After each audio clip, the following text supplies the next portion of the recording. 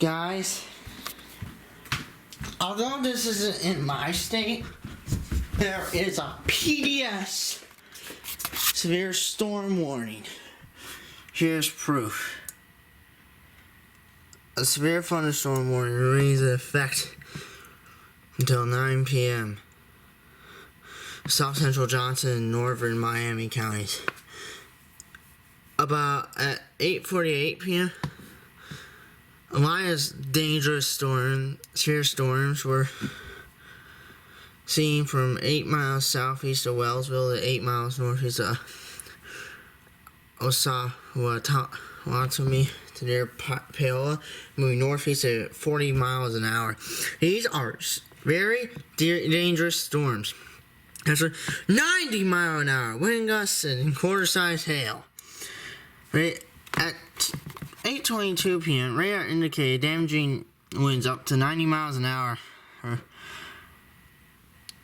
Radar indicated it at 8:22 p.m. damaging 90 mile an hour winds are reported to the city of Richmond, Kansas. Impacts: you are in a life-threatening situation. One injury may be deadly to those caught outside. Mobile homes will be heavily damaged or destroyed. Homes and businesses will have substantial roof and window damage. Extensive tree damage and power outages are expected. Locations impacted include Olathe, Paola, Spring Hill, Osawatomie,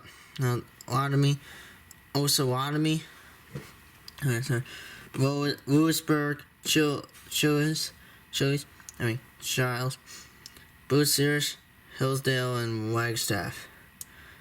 For your protection, move to an interior room on the lowest floor of a building. This is an extremely dangerous situation.